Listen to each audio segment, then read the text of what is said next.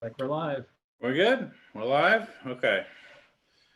All right. The time is 7:03. I call the Board of Selectmen of the Town of Newcastle meeting to order. It's June 8th. The first item on the agenda is any amendments to the agenda. We just received one thing from John about a proposal to do some flooring and some painting in the community room at the fire station. Do we want to add that on to 5.4? Sure. Does that sound good? Yep. Does anybody, I think that's the only thing that we have. Does anyone have anything else they'd like to add or amend to the agenda? All right, seeing none, we'll go ahead and move on. All in favor of approving the agenda as amended? That passes 5-0. Next, we have 3.1, the minutes from May 26th. Do we have a motion on the minutes? So moved. I'll second it. Moved and seconded. Any discussion about the minutes? No, very nice. Very nice. All right, seeing no discussion, all in favor of approving the minutes from May 26th? That passes 5-0. All right, so we don't really have anything for new business today. We're going to skip right to unfinished business. And top of the list, 5.1 Academy Hill project update. We have Seth Hagar, our road commissioner, here with us to give us an update on the progress of the project, which has already started. And I think it dug into the ground on Friday. They were up there today. So take it away, Seth. All right, guys. Academy Hill is moving along. We're working on 6 catch basins going on the ground. I was just discussing with John, speaking of like the 12.5 hour, we found some complications today that we're working around with Andrew. And before everybody gets too nervous about complications, it's typical construction stuff. We had some conflicts with water lines. We've actually found 3 water lines on Academy Hill so far that are active, and we don't exactly know, neither does the district, of exactly where they're all going. But it's caused us to set the basins off to the edge a little bit more than what was originally designed, as to not create any conflicts. We've got some conflicts with some sewer laterals coming out of houses, which we'll have to alter when we go up through and put the drainage in. Again, work that can easily be accomplished, but it is not part of the original plan. A lot of this is because a lot of this information is unknown. We just, as the time has gone by, nobody knows exactly where all the sewer laterals are coming out of each individual home. Some of these homes are pretty old, so this is common. We did hit ledge in the bottom of our last basin this afternoon, so we hammered out ledge. So that was definitely unexpected, way down on the bottom of the hill. We did expect it up through, and the test borings did confirm up by the school. But where we had, where we're down by the, down closer towards the end, down towards Main Street, that was a little bit of a, look at that, we found some ledge. Not a big deal. We're hammering it out. We'll be able to get the basin in. But just FYI, took delivery of all the pipe, so all the drainage pipe is in, and which was good because there was a little bit of a backlog with that, with everything that's been going on. But we received it earlier this week, so that is here. And the plan will be to continue to put it in basins. Basically, the schedule is such that we're going to look at, and I'll send this out via email for a schedule. I'll do one up so that you guys can actually see a more definitive schedule for you, so it's easier. But we're breaking the project up into thirds, approximately 1,200-foot sections each, and starting down bottom, then we'll go to the middle, and then we'll work up towards the top. The goal will be to get the base pavement down, the curb and the base pavement and the sidewalk down in each section, and then go to the next section, and then go to the last section, so that we're kind of putting the road back together as we move up over the hill. I know that it seems like maybe not a lot has been done, but I can tell you that we've been doing a lot of coordination with utilities. CMP has actually moved all of their stuff, with the exception of one pole right at the intersection of Main and Academy Hill. Spectrum is next, and we've been in touch with them. They're supposed to be there this week to get all of their stuff moved. And Louis from Tidewater has been in contact with us. He'll be right behind them. the telephone pole right next to the public house, which feeds DOT's flashing light across that is actually being removed. It's no longer needed.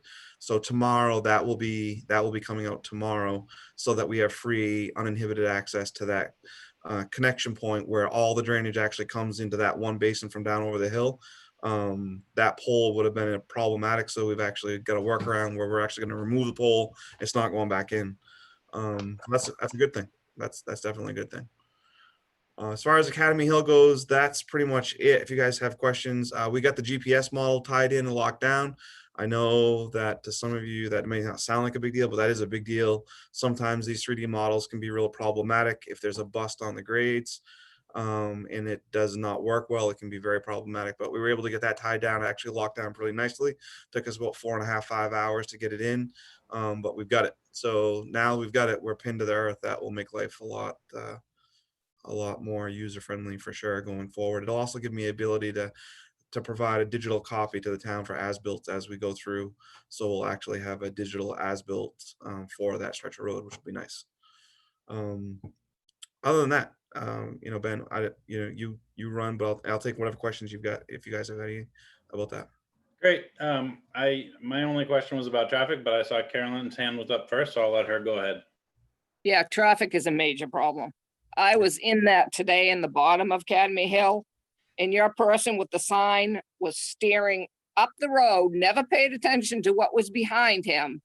And we were backing up, and he was like maybe 30 feet, I don't know, 40 feet up. So there was cars going up Academy Hill, but then you realize that dude's there, and again, not paying attention to what's behind him, because any time cars could have hit each other and he would have been dead.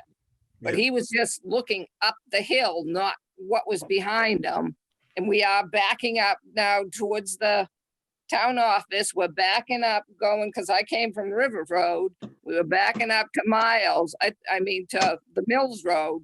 I think you really need someone in that 4 intersection Okay. to just either with a slow sign or whatever, because when I came off River Road, I was going to go right up, and then I realized no cars stopped there. And Friday was was horrible, because they were cutting trees in the end of the Mills Road, and that dude holding the sign had it on stop, but he's waving people to go ahead. My husband was in there. He was like, then turn your damn sign around. And so then he started up the hill, and a person of yours was right there, and he was like, holy crap. And so he only made it halfway around the corner and was stuck. Yep. So something else has to go down there. Either a person has to be down there directing traffic, or you're going to have an accident there. And it Yep. better not be me. Well, we can change it so that the Main Street side of the flagger of the alternating lane traffic carries more of a priority to empty out quicker, to come up over the hill, so that there isn't quite so much of a backlog. But the problem that we run into is that the timing for those cars to then go coming down the hill, by the time they get through the work zone and then get back over, I mean, that just takes X number of minutes. So it does lead to backing up. But I'll convey to the flaggers to make the Main Street side more of a priority, to try to keep that as free and as open as possible as we as we're around that intersection. When we get down to the actual intersection, we're going to end up closing it off so that you can't go by the public health. We'll end up controlling that whole intersection so that folks will actually stop and back up down in front of the town office, and then we'll let people go to the Mills Road or what have you, because it is tricky. You're right. It's very tricky. It's complicated right there for sure. Yeah, and it was really confusing with the tree guys right at the end of the road too. And it's like, what? Yeah, I apologize for that. I don't have any control over them. They do their own thing. That actually wasn't even through us. That's actually directly through CMP. Doesn't make any excuses. But just so you know, I don't have any. That doesn't even have anything to do with the town per se. That's all CMP.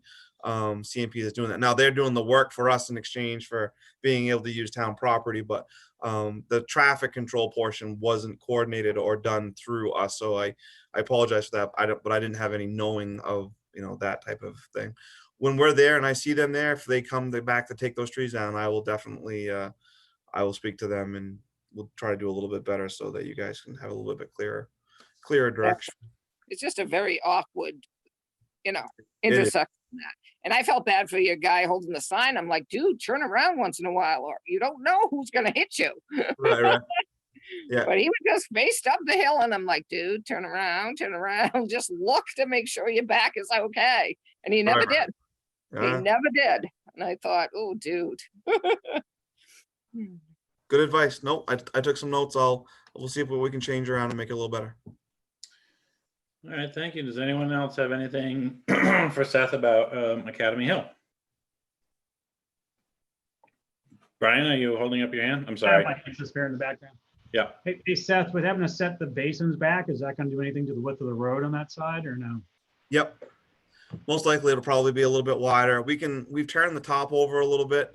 And we can alter the basin top itself to try to swing it even a little bit more. I mean, we're not looking, when we talk about widening the road, we're talking about maybe a foot or so. We're not talking huge, 3-4 feet. But there is going to be some curb adjustment up through there because we physically just can't put them where we want to put them because it will go right through the water line. We probably should make those homeowners on that left-hand side of the road going up aware of that. Yep. We definitely can. We're still well within the right of way. So, but it will be a little bit, it'll be a little bit when we do the curb line. We have the option, if you recall, the residence just before High Street has that little bit of a jut in where the catch basin is. The curb line kind of comes down and it curves and kind of goes like not on their lawn, but it makes an awkward turn into their lawn, and then it goes into the basin right there, and then the curb line comes back out towards Main Street. We wanted to try to avoid that, to try to keep the curb line as smooth and as linear as we could down through there. So we opted, that was the other option, was to turn the top and make a little indent, if you will, for the curb line. But we thought it would be best just to see what we could do to visually just make it a little more round, even if it was a little bit wider, so that the curb still looks in line with itself, if you will, for a description. As you go up over the hill, you don't have these little, jouts in and out. You have a clean curb line coming up over the hill. Joel, go ahead. Yeah, I just curious whether the water department was looking at the lines to make sure that they were all okay. You said there are 3 lines. They didn't know where all of them were there. And I just want to make sure that if something needs to be replaced or changed or altered, we do it now, not after we finish it. So are they looking at it, going to give us an assessment or? Totally with you. Yeah, I mean, they know the age of their lines. Unfortunately, just the documentation isn't what it was when that was installed, so they don't have a real clear idea of exactly where everything is. Okay. But they're not in a position to replace them anyways, Joel. I mean, I know that's not a perfect situation, but they're not they're not in bad shape. They're fairly new. The 12-inch line coming down through is in decent shape anyways, because that's fairly new. Okay. But what happened was, we dealt with this the last time that I spoke to you guys. We spoke about doing things right and investing and taking the time to clean up your mess while you're there, right? This is a prime example of that. This is 110% exactly what I'm talking about. So in years past, there was a line that serviced the community up through there. It was a 4-inch. Great. Well, then a few years later, they said, oh, we need to put a different one. Let's put an 8-inch. Well, instead of taking the 4 out of the ground, they left it in the ground and still had some people tie into the 4 and ran the 8 next to it, and then had different people coming off of the 8. Well, then town grew and we needed to put a different line in. So rather than taking all that out, they just put a new 12-inch line next to it. So now they've got kind of a situation going on. So it pays to clean this stuff up as you go, so that when you want to do something in the future, and they know it. I mean, this isn't anything new to them, but unfortunately it just is what it is. And that area is a busy area because you got the water tower on top of the hill, which they desperately need. So I don't see anything. It's all ductile iron pipe up through there. It's not in bad shape. I don't see any issues with it. The water district doesn't either. But even if there was, per se, unless it was really, really bad in one spot, they're not going to touch it at this point. They just don't have the capital to do it right now. But they're not like wooden pipes or anything. No. Like, okay. No.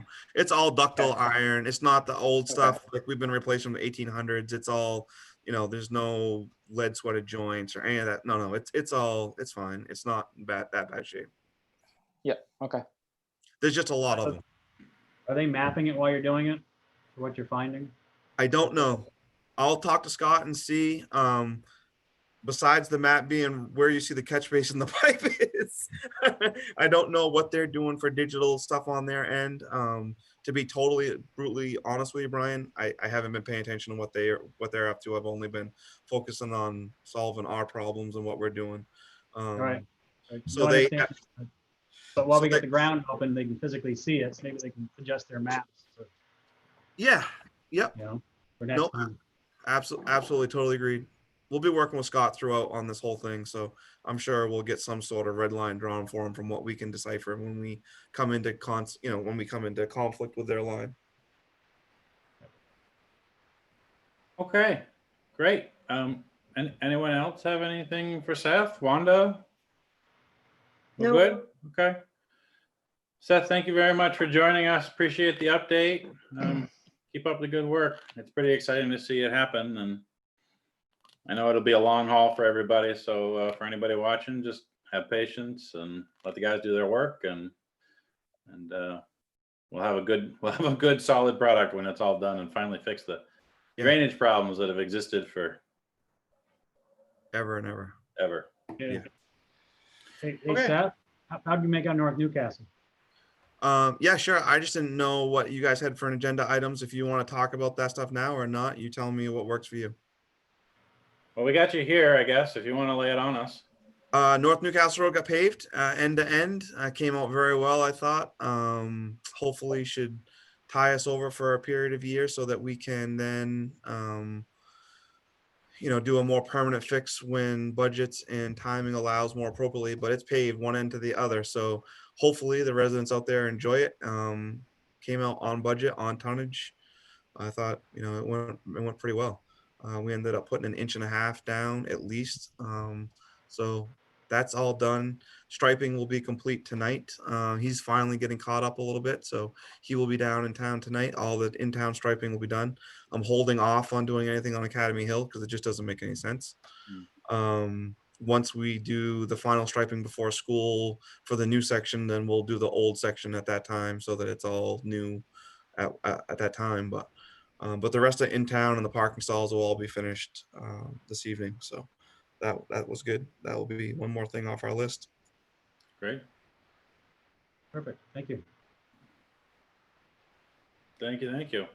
Yeah. Oh, I see John is having some video connection issues. Are you there? I am. Sorry. Is everything all right? There's a pie in the oven, and I wanted to make sure it got pulled out of the oven. So I didn't want to have a house on fire.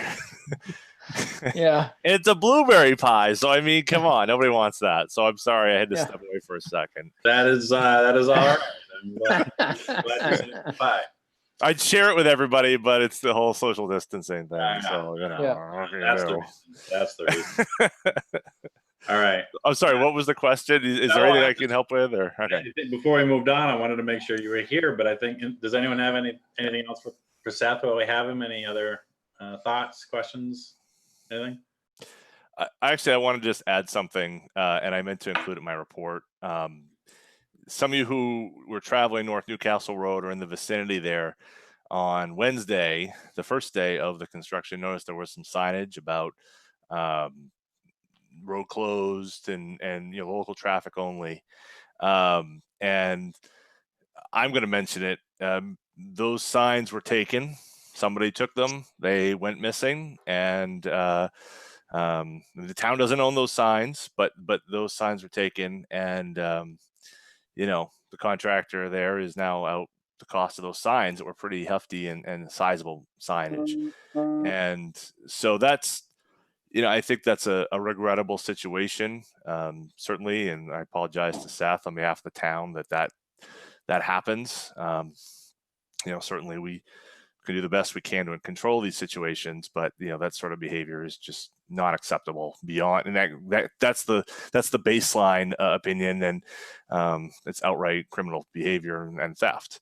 I understand that signage is frustrating. I understand that people are all in a very tough way right now and feeling some very difficult feelings, I think, with everything going on.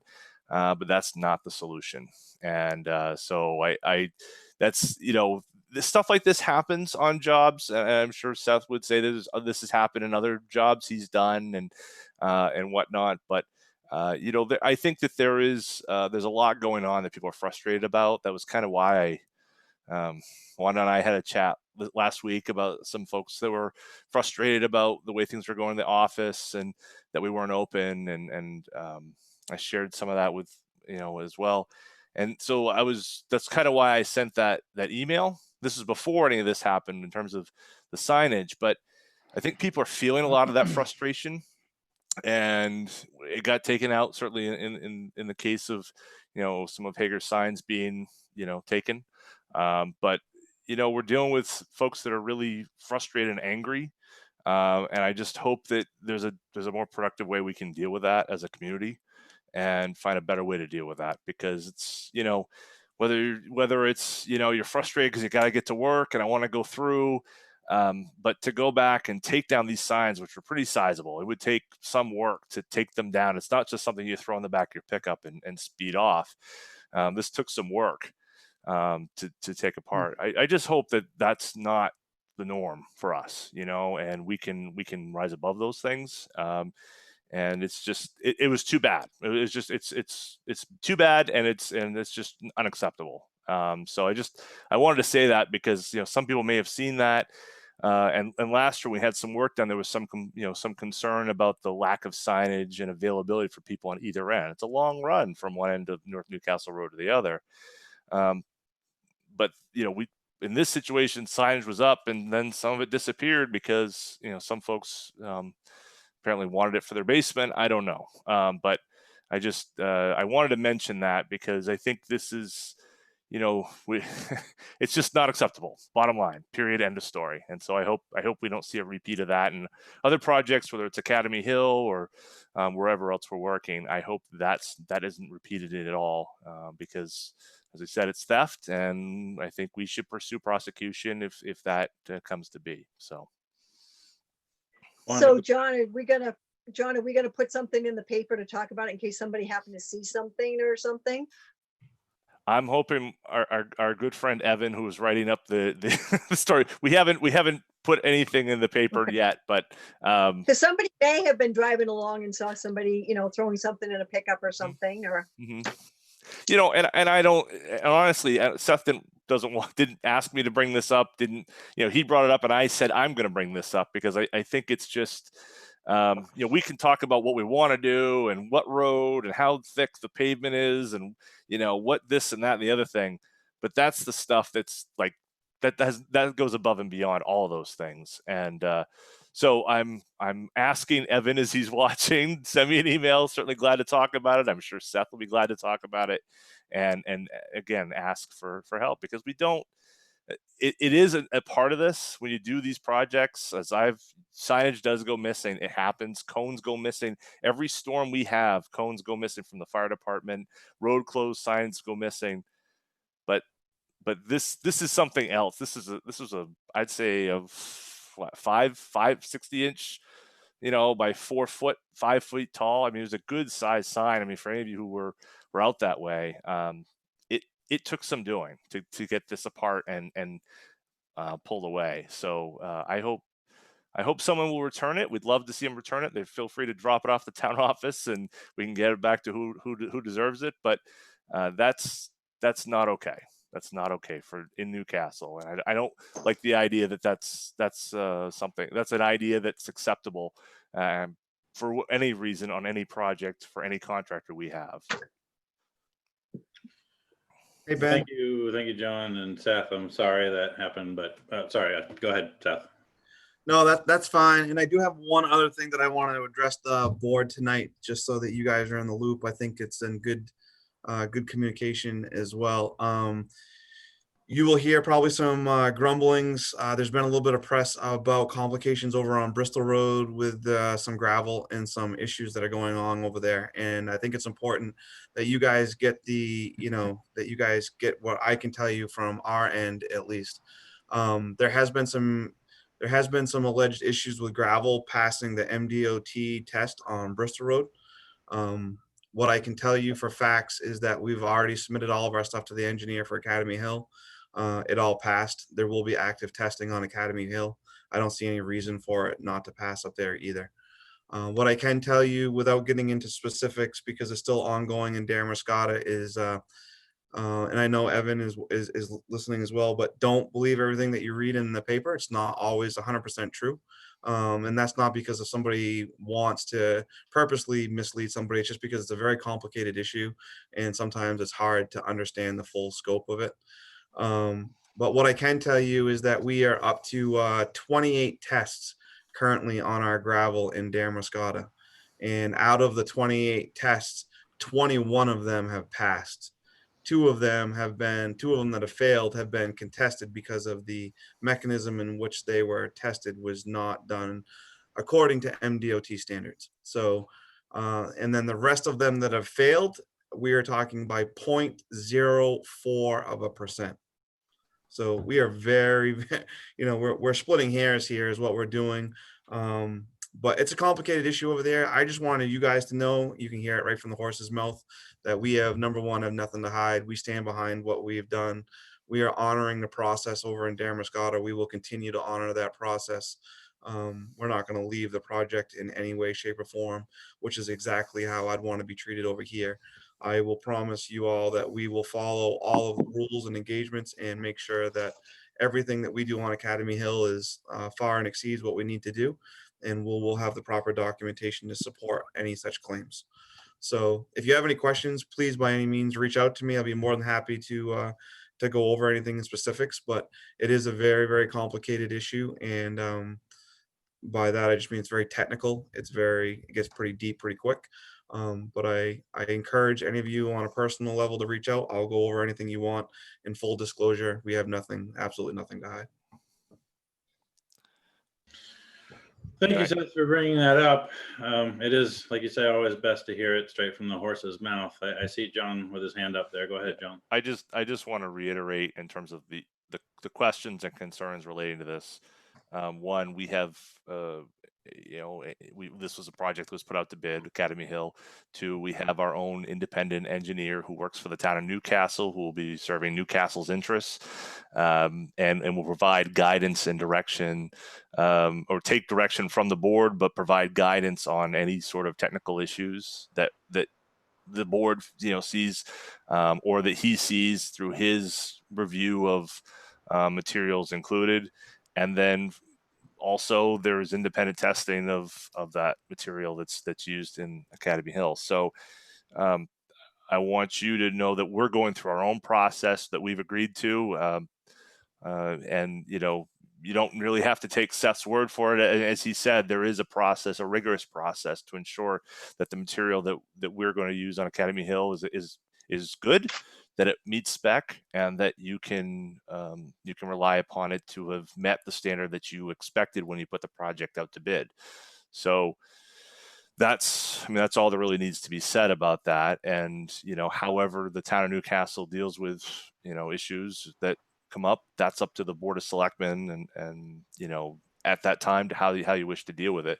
I know that there's a story that Seth has shared with me, and that's how that situation was handled. How Newcastle handles its issues is different than how anyone else would handle it, rightly or wrongly. So that I wanted to say that because whether this becomes public, doesn't become public, we have our own issues. We have our own playbook that is in that bid spec that we put out, and it allows a really firm basis for you all to determine whether or not the job was met. And you have someone who is far more competent in understanding engineering issues than any of the five of us. All due respect to the five of you, I guess six of us, all due respect, but none of us are engineers. So we have that that expertise at our fingertips if we need it. So I just wanted to add to that because it can become a big he said, she said situation, and it doesn't need to be that. Our issue is our issue alone. All right. Well, thank you, gentlemen. I appreciate all the candor. We'll continue on as we have been, and Yeah. that sounds really good. Seth, thank you very much for joining us tonight. Yeah. If you have anything else for us, let us know. Do you plan to come back to update us in 2 weeks, or are you thinking the project's going to go on quite a while? Are you going to come back in a month, or what's your thought? I will do updates as regularly as the board would like. My goal for the community is through our email list that we've established through our community-based meetings to try to put out like weekly updates just on where we're at, where we're going. I'm also planning to try to change the message on the signs to not give updates, but just as the progress removes, to update some of those signs a little bit to give people an idea. And if you folks want weekly or bi-weekly, I can do a combination of here, at your meetings, or I can do email updates for just the board as well. It's totally open to you. I have no problem doing over communicating so that you know exactly what's going on.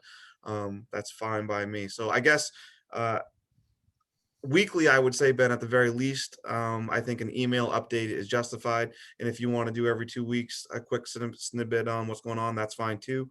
I have no problem with that. Okay.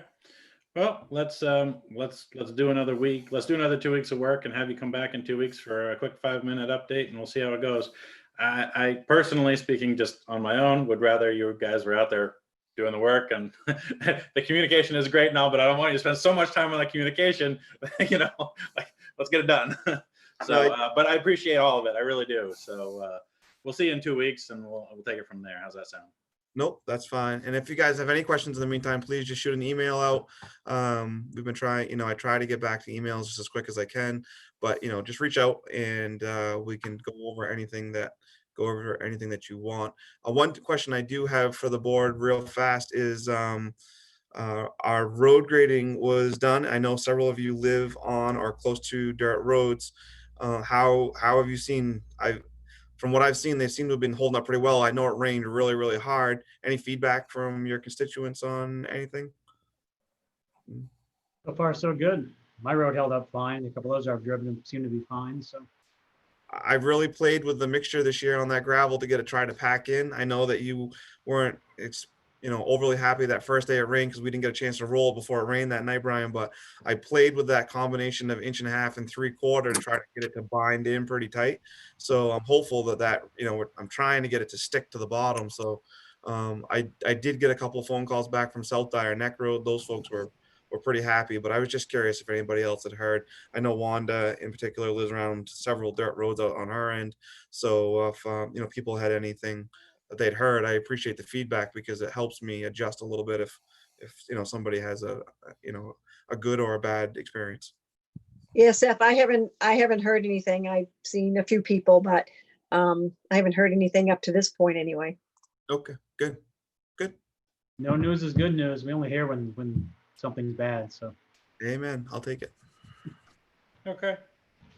Thank you, guys. Okay, great. Thank you again, Seth. Appreciate Thanks, it. Seth. We'll All see right, you guys, have a in 2 great weeks. Take it easy. Why do you always have to dump your food? Okay. We are feeding the chickens. What's going on? Well, I had to go shut the goat door. Oh, They dumped their food all over the ground. See them? they're gonna go. That's a food. No, girls. I You love it. can't dump your food on the ground. All right, so we'll move on to item 5.2, town office operations modification project / lighting improvements. That's a long title for an agenda item, John. Take it away. Well, it got longer on Saturday, so you're lucky I sent the agenda out on Friday, I guess. So let me just offer a quick update in terms of where we are on the project and what's done to date.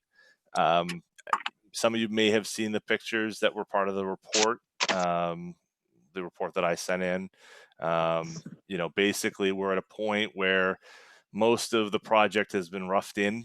You know, you can see the counter space is pretty well defined now, framed up and with sheetrock. Doors have been cut open. The vault door has been moved.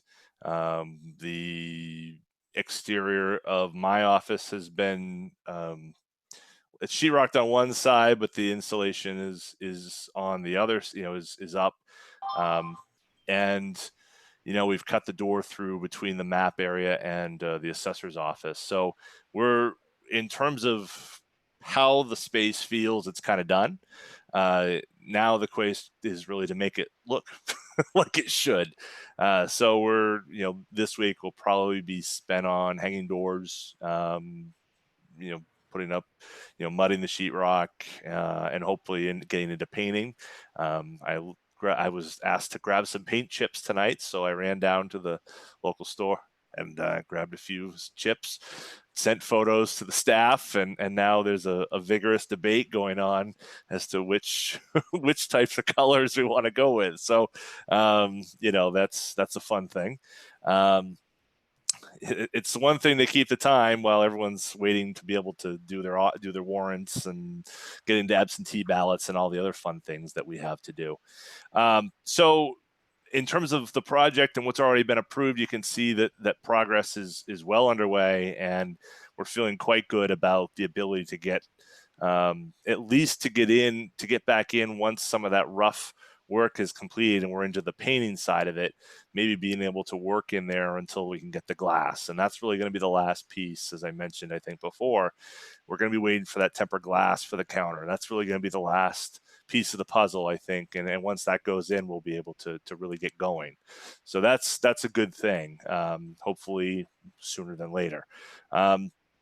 So in the meantime, we looked at a couple different pieces. We got the electrician over there to look at it. And one thing that this board has talked about over a couple different iterations when I first got there, Ben, you brought up the idea about 4 years ago, and we walked around the buildings with someone, and then you know, Joel again, you know, and everyone's kind of brought up this idea of heat pumps. And so had a chance to walk around the spot with our electrician who's been doing a lot of the work on site.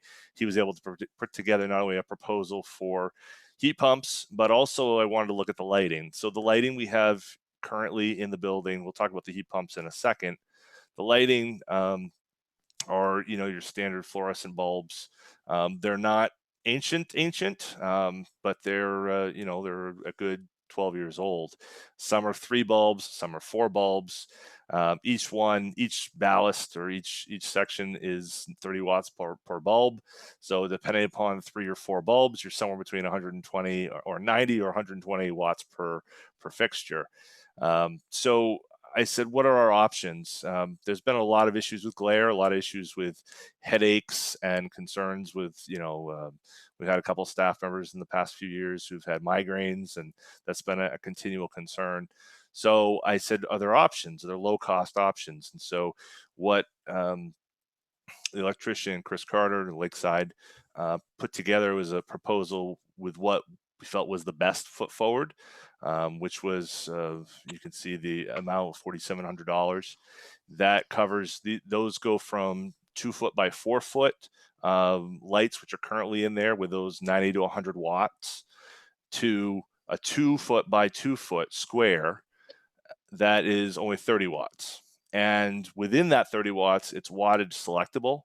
You may see this a lot of times with LEDs that, you know, you change the color temperature. This is different. This is actually changing the wattage, but it still has that intensity issue of, is it too intense or not intense enough? You can alter that. So in the main area, you might have a lot of wattage, and maybe an office where you don't need quite as intense of light, you can turn that down a little bit. So this is a situation where it's a payback over several years, certainly. You know, we roughly spend about $2,000 a year in our electrical bill at the town office. You know, obviously lights are a big component of that. We have those lights on about 50 hours a week.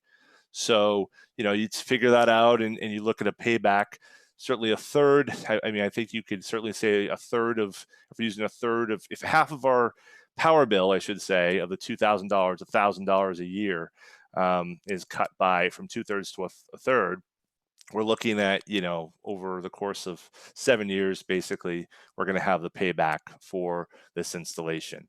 Unfortunately, there are no efficiency main grants available or funding available for this sort of project. The money has somewhat dried up in the efficiency main world for municipal office type situations. But whereas we have the office torn up, it seems to me that this is a golden opportunity for the town to be looking at opportunities to save money in the future.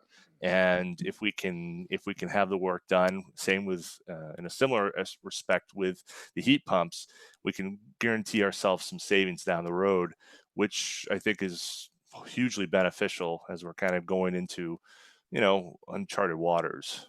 So that's the first thing, just being the electrical quote for the lights, and then we can, if you want to talk separately about the heat pumps, or I can go into that now, whatever you wish. Keep it rolling, John. Give us all of it, and then we'll just. All right. We're rolling on. So again, this is one of those after the 11th hour conversations I received on Saturday morning. I didn't expect to receive the quotes until middle of this week on the heat pumps. Otherwise, I would have probably held off sending the packet. But because I got it, I wanted to get it in your hands, because obviously time is of the essence. We talked briefly before with the office now being cut up a little bit more than it has been. We previously have been using all of our AC from 2 window units, one over by the map area and another in what was the meeting room. Now, obviously, all of those rooms are cut up and looked in different ways. So the ability to use window units in the traditional way really is not feasible. So I had Chris from Lakeside look at 2 different options. He looked at some of a ducted system, which would effectively put ductwork into the suspended ceiling and have fewer units, but have it kind of dispersed throughout the space. But he felt that ended up that being not as quite the efficient and much more expensive for the town to consider. And instead, what we worked up and what he worked up in the quote is actually effectively 3 units, one for the front area, which is kind of on the lobby side of the glass, which is relatively a smaller unit, a 12,000 BTU for that section of area, a 15,000 BTU for behind the glass, which would cover really the offices and that main deputy clerk area, and then a 6,000 BTU, which would cover what was the community, the room or the meeting room, that kind of alcove there, and then the bathroom area. That 6,000 kind of teeing off with the deputy area. So there's really just one unit on the outside. On the back of the building, the front of the building would take a little bit of work in terms of where we'd have to hide it. I've already talked with Katharina about how we could do some shrubbery or something, or maybe some lattice work to hide that. But the idea of really moving to something that's much more efficient, something that has passive, some sort of passive AC. They'll take that humidity out of the air, which obviously with all these old records, we really have to place in high priority. And also, obviously just working in a building with, copiers and computers and things running and lights. It's a hot area. So you really have to have some sort of solution to that. And as we kind of start to get into these summer months, even last week when before we had started, when Shelley and Michelle were in the office trying to prepare and get their documents together, that it was, boy, it's hot in here. It's really, it's really sticky, and we had some sticky days. Of course, it's only going to get worse as we get later into June and July. So it's important that if we do this, we make a decision relatively quickly, so that way we can get the parts ordered, get things going, and get it on the schedule, because he said it's about a 30-day wait between putting the order in and getting the install. So that would mean the first week of July, which could be pretty toasty, but we're all doing the best we can given the circumstances. So So there's that end of it, and then I think probably this is a good point to stop, and then we can talk about the rest with the community room at the fire station and the second piece, if that's okay, Ben. Yeah, that's fine. Could you just, before we break it out for discussion, just give us an overview of what your thoughts are about paying for these if we decide to go that route? Yeah. Okay. Great. So as I may have mentioned in, I think, my report, we're at a point right now where there's a number of projects that just didn't get off the ground in this fiscal year, largely due to what's occurred, COVID kind of putting a stop. And so there is a great sum of money that will be turned over from the administration portion of the budget. It's true in other areas. I was just talking with Clayton today about fire department, and I mean the lack of fuel bills for the fire department. Just there's a different cadence and a different flow to how the municipality has been working since mid-March. Everything has been somewhat frozen, and so as a result, the funds are there, and these new needs exist. The prior needs haven't existed, but new needs do, and so this is one way in which we can do that. Now, presently, we're about $84,000 under budget in administration. Certainly, there's going to be payroll and FICA, and we'll be paying for the town report, and there's a great deal of that. But for $84,000 as of today, again, we have three weeks left of the fiscal year, and then we'll get some bills after July 1st. That still puts us well in a position where we can afford to add this lighting project, add the heat pumps issue, and still be well under where the voters approve for us to spend in that line and that budget, that department budget. So certainly, all things being considered, if we were here at town meeting a year ago, who knows what we would have done with our budget. But at this point, if we don't spend it, it merely becomes fund balance. And the fund balance, then, if we had to go back to the voters, we would then need it. So it's somewhat, we have the funds available to handle maintenance, and we've delayed a lot of maintenance unintentionally, probably as a town, but we've probably delayed some maintenance and some upkeep on these buildings, as I think Joel talked about, and on the exterior. But in terms of operations, we just have to change how we operate. So to me, it seems this is a good use of those funds, given that they'll probably go unspent. All right, before we break out, just one quick question to follow up on that, just so that we're all clear, and then I'll open it up for discussion.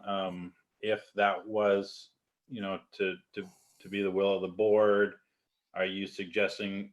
It sounds like we don't even need to authorize a transfer of funds because it's still within the same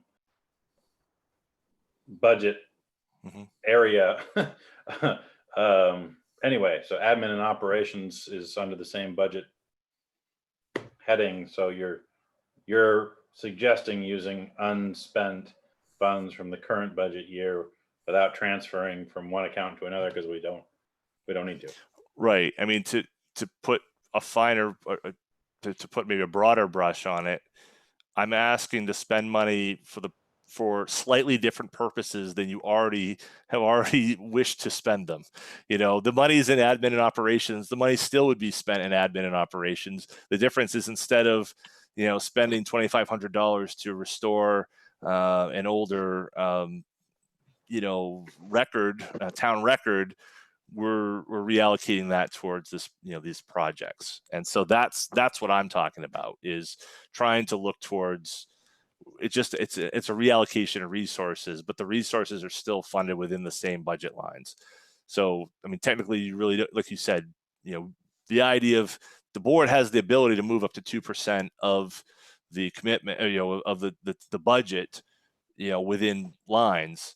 But in this case, that doesn't need to happen. We're operating within that existing budget, so it doesn't exceed that number. And so I think we can operate with some security and safety, with a great deal of safety and security, knowing that we won't exceed that number by any stretch. Okay. Thank you for the overview. Much appreciated. At this time, does anyone have any questions for John about either the lighting project that he's proposing or the heat pumps? We can take them in order or all together. Just Wanda, go ahead. Well, I just have a few comments. First of all, I just know over the last week, I've gotten phone calls, I've seen people on the street. And people are really concerned about when the town hall is going to get open again. They're really getting frustrated that it's not open, and when's it going to get open? And I certainly don't. So, every one of these projects that we add to this, even though, yes, it sounds like it's the great time to do it, but it's adding to prolonging the project, I think, and when the town can get open. And I know other municipalities have been very creative about, dropping stuff off and getting the clerks to do it, come back and pick it up, or, having appointment only meetings so that people can get in. I know you can do a lot of stuff online, but a lot of people don't want to do that, and some stuff you can't. So people are really getting frustrated, and times are tough. And just like we talked about before, people are frustrated. So it doesn't take much to set them off, but people are really frustrated.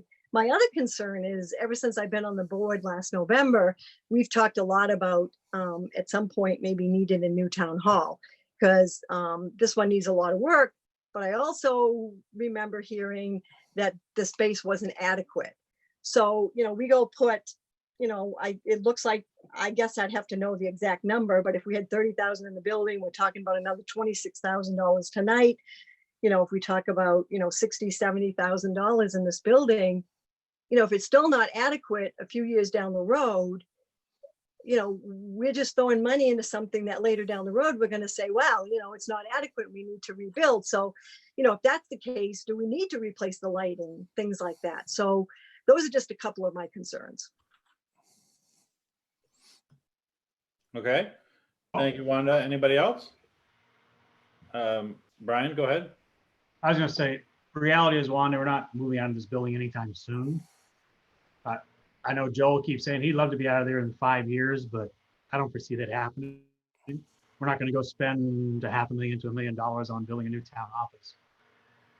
So I think these little things, the heat pumps, we will probably get a return on our investment in that in the next 5 years. We're going to spend $12,000 to put 3 heat pumps in. That's going to cut back on our usage of oil and the old furnace that's in there. So I think we'll see a return on investment on those in a short time. So I really think they're worth doing. We do have to invest into our existing town office.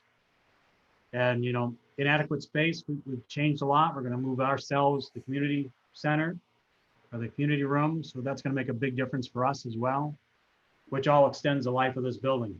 It still needs some structural work outside, but to me, I don't know, it makes sense. And I think we're going to see a return on our investment, while we're still in this building for at least next 10 years. Is it going to prolong when we can open? I'm sorry, back up? Wanda. I'm sorry. I saw Joel. Oh, I'm sorry. That's okay. No, I'm go sorry. ahead. No, I didn't see Joel's. I don't see him on my screen, so. Yeah. I'll do Joel and then Wanda again. Yeah, that's fine.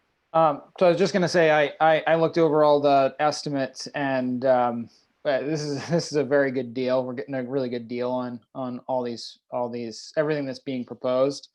And I think, to the point of how long we stay in town office, I think it's important, again, to provide a safe, comfortable workspace for our employees. I think we owe it to our employees to give them a good place to work, and lighting and heating and cooling, I don't think should be looked at as frivolous items. I think that they're needed, and I think it's gonna make however long we're in the town office, be it 5 years, 10 years, whatever it is,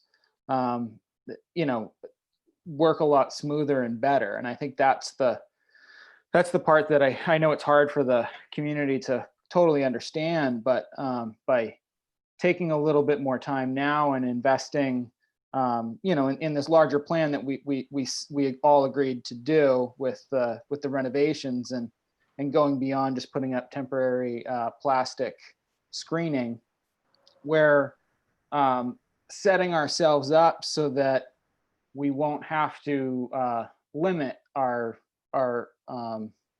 our services in the with the expense of putting our employees at risk and the townspeople at risk. So I think it's it is hard sometimes to wait that extra week when you've been waiting a long time, but I think it's going to be a much better outcome for the town, and I think it's important to to take the opportunity to do all these things while we can, and like I said, I review a lot of this kind of stuff professionally, and these are it's a very good value for what we're getting, and the system that's laid out is also the way Chris has it laid out. It's going to be very more efficient in the energy use by breaking it up the way he's done. So I think it's good. All right, thank you, Joel. Go ahead, Wanda. I'm just concerned about how much time it's going to add to the project.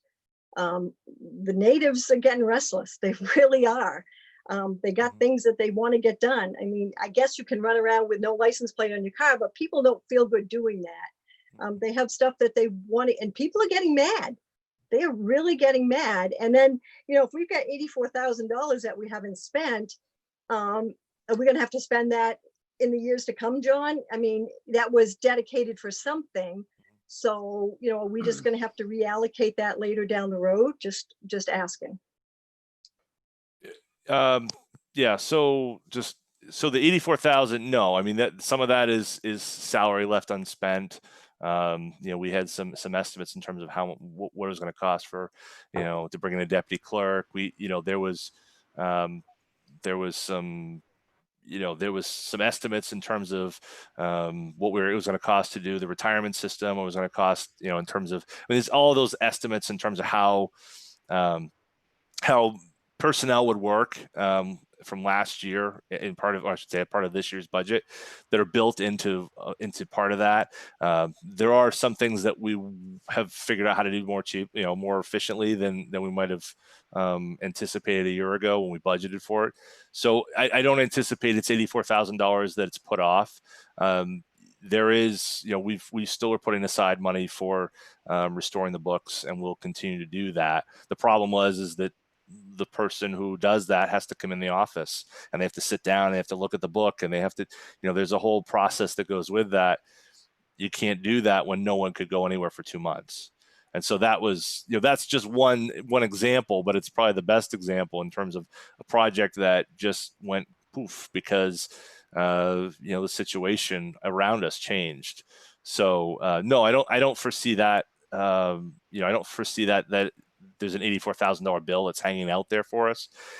I think in terms of the timing, though, so right now the front counter, the glass for the front counter is on order, and we're waiting for that delivery to come in. And it was expected that will take 2 weeks for that to come in. Now it has to be installed. It has to be, you got to finish, you got to paint, you got to, sheetrock, you got to do that finish work to put that in. So to say it's 2 weeks from today probably isn't accurate, but that was an expected date, was 2 weeks. So we're going to be out. We talked about the end of the month, and that kind of falls in line with when I would expect to be open. I hear people are frustrated. It's hard. I want to vocalize maybe the staff side of it. We've had people who've been working from their homes for 3 months. You can't work from home and run a town office efficiently for 3 months. There's a lot of inefficient work that goes into it. You're fixing, you're getting the pie out of the stove at the same time that you're, trying to help someone with a birth certificate question or vehicle registration questions. The folks that I know people are frustrated, and I hear it. It's frustrating for us who work in this. We all want it to be like it was, and we all want to be able to do what we normally do. And so I get it. I mean, I want to be able to go to my kids' basketball games, but I can't do that. It's just not going to happen. And I'm not trying to equate those two things. I'm just saying, there is going to be, it has to be a period of adjustment, not just for our staff in terms of how all this works. There's a lot of protocols that we have to go through in terms of how we operate differently, but the residents are going to have to interface with the staff differently too. And it's going to be uncomfortable, and it's going to be frustrating, and it's going to be aggravating for both sides of that glass counter. And the glass isn't going to change that. It's still going to be frustrating when we can get open. But we've kind of started down this course of action, and my feeling is, you guys have given direction to see this through, and so until this project is complete, we're kind of in a waiting period. Now the lights, if you gave the go ahead to do the lights tonight, he'd put the order in. I would expect, he'd said it can take up to 2 weeks, but he thought he might be able to get it here sooner. He said it's a fairly quick install to put them in, but I don't want to put a timetable on, because that's not where we are. But I think we're all going to be in that 2 weeks out at the very minimum from this night, before we're going to be in a position to open. What I expect is, when we're nearing that, so it's your next meeting on the 22nd, I'll have my report to you guys on the right before that meeting. I'd be probably sharing with you those details of where we are and how we've worked out getting there. My expectation was working with Michelle this week to try to figure out exactly how are we going to do this. How are we going to register 3 months of new cars? How are we going to re-register? How are we going to help re-register folks who don't want to do online but could do it right now if they want? I mean, they don't have to, but it means they're going to have to wait longer, and the lines are going to be longer to come into the office.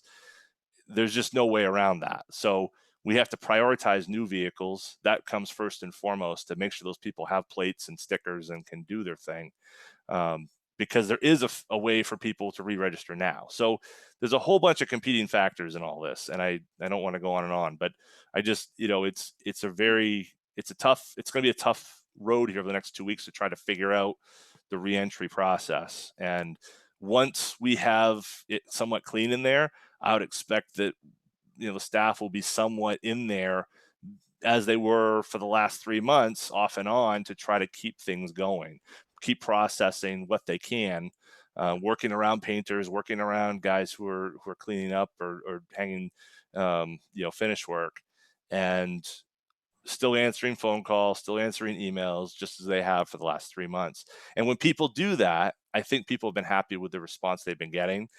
What I've found is a lot of the folks who have been frustrated haven't always been leaving voicemails or emails. And so they're used to a regular dynamic with the staff, and our staff is amazing, but it's not the way they're used to. And so it's very frustrating because it's not what they've always done. And I get it. I totally get it. Okay. Carolyn, go ahead. And then Brian. So how is this gonna work with absentee ballots? If nobody's in the office, how are residents gonna get absentee ballots? Before we start on that conversation, which is actually the next agenda item, let's just hold on to that for a second. Let's finish up the conversation about the lighting and the heat pumps. And then we'll move on to that, because it's a great question. I know everyone's thinking about it. Brian, you were next. I was just going to say that the heat pumps and the lights shouldn't hold us up from opening. The heat pump's probably going to be done in July, which will definitely be open by then. And the lights, he can work around after hours or the girls, people in the office to change the lights out, because that's pretty basic to change a ceiling light out. So to answer your other question, one, I don't think either one of those projects will hold us up. Joel, you're next. I would just say, it's speaking from someone who deals with deadlines a lot, the best thing that you can do to try and extend a project longer than it takes is try and complicate it by overthinking it for the people doing the work. And the electrician is working independent from the people doing the carpentry work and painting and all that kind of stuff. So that wouldn't extend it at all. It's not like you have one person doing everything. So adding work isn't gonna do it. It's just gonna make it more fluid and more cost effective in the end. So I think in the nature, in the idea of saving money in the long term, I think it's the right thing to do now. Carolyn, I didn't mean to shut you down so hard about the absentee voting. I just didn't know if you had anything else you wanted to add about the lighting or the heat pumps.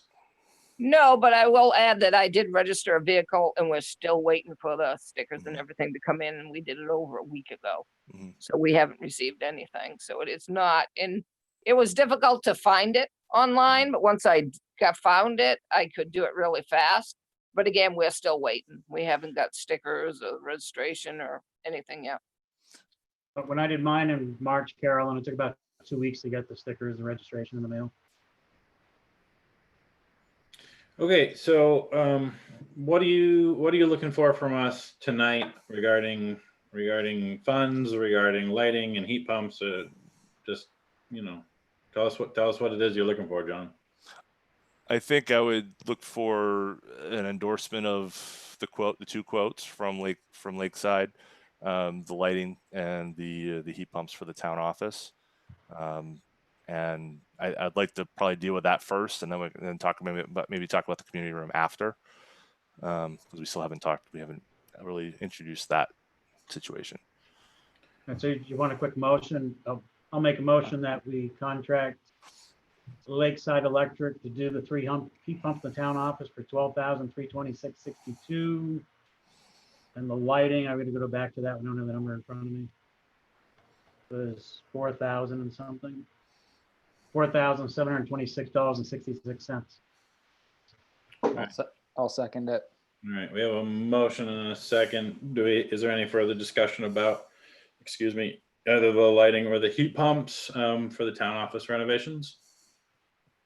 I think I'm okay as long as it doesn't hold things up and keeps like Brian said, hopefully it won't hold up and get us, because I think a lot of the townspeople are looking at us like, well, you've had since March, and in a way, they're not wrong. And I think that's frustrating to them too, that, we're 3 months down the road. We can't change that. And I'm not saying we can, because we can't, but I do understand their frustration. So. Yeah, we all do. Even our office staff is frustrated, talking to Michelle and Shelley, and they're frustrated. They all want to get back in the office. Okay, so we have a motion and a second. All in favor of the motion? All opposed? Okay, that passes 5-0. Okay. Right, next on your town office operations button with the long whatever. Go for it. Yeah, well, the other thing. So part B of this is the community room at the fire station. The flooring at the community room, the fire station, is literally falling apart.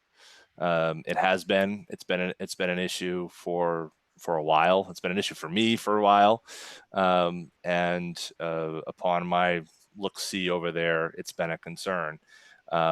So I asked, when both contractors were in the neighborhood and working for us, I asked the project manager from FI to go over and look and give us a quote, so at least we know what we're talking about in terms of what needs to be done in the community room, or what we're looking at in terms of pricing. And then secondly, I asked Lakeside to go over and look at a heat pump situation. So I shared those two quotes.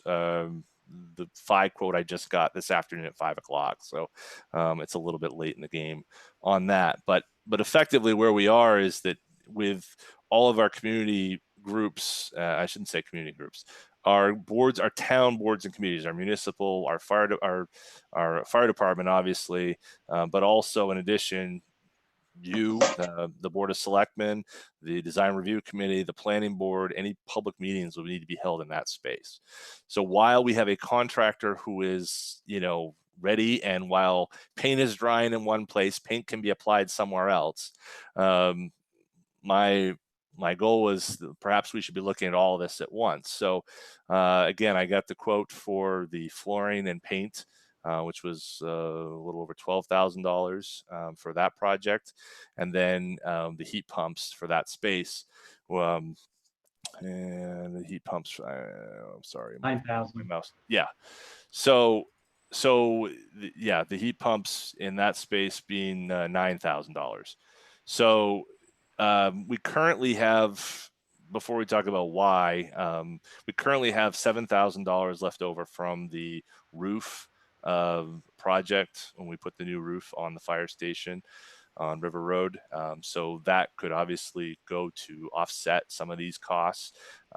Additionally, so if we're talking about $14,000 in total of new money, and then that would allow us to basically leave us at a spot where that space is ready to go.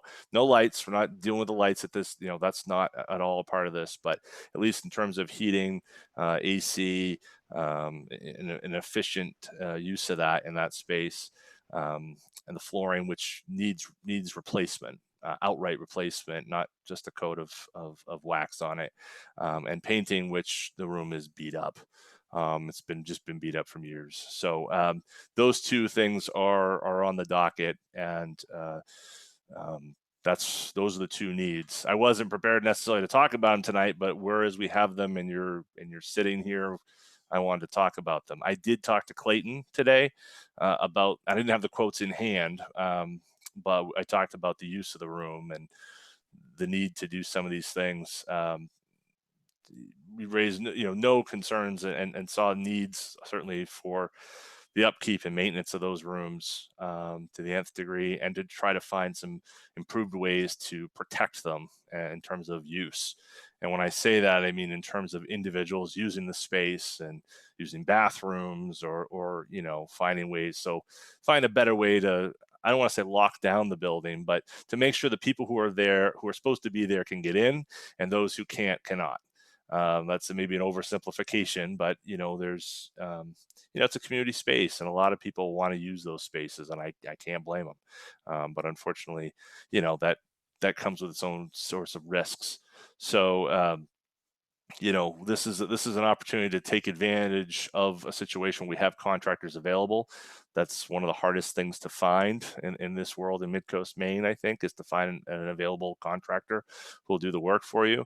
And then secondly, to get on the horn with the heat pumps, because if we do hold our elections in that space, having AC, an efficient AC in that space is almost never mind necessary. It's absolutely mandatory when we're in a situation where we're voting in that room. So those are the two main pieces in regards to the community room. Well, as the board resident flooring guy, I'll tackle that part first. I don't see the wisdom in ripping up VCT only to put down VCT. VCT is a good product. It's inexpensive. It will last a long time with regular maintenance, and that's the critical part. Regular maintenance in terms of VCT actually means that it has to be stripped and polished at least 2 to 3 times a year. To the best of my knowledge, I don't think that's ever happened to that floor. So it's difficult to anticipate that would happen in the future. Therefore, putting down VCT again seems just like not a great idea. So from a flooring perspective, I'm much more interested in talking about a product that might have a little bit more maintenance-free aspect to it. I have a couple products in mind. I don't think we should approve this for the flooring portion of it now. I'm honestly fine if we want to move on and talk about approving paint, and talk about approving heat pumps. My concern is that we do something different for the flooring. Anybody else? Joel. I just had a quick question for you about that flooring. Is what would you recommend for flooring, like the LVT? Yeah, solid vinyl.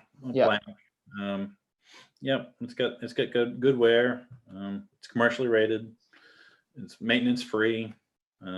Basically just sweep it, vacuum it, use a Swiffer, you're good to go. Yeah, it lasts a long time. It would, Thank the majority of them come in wood look, so it'd be a change from a tile look to a wood look. I honestly don't see that as a deal breaker.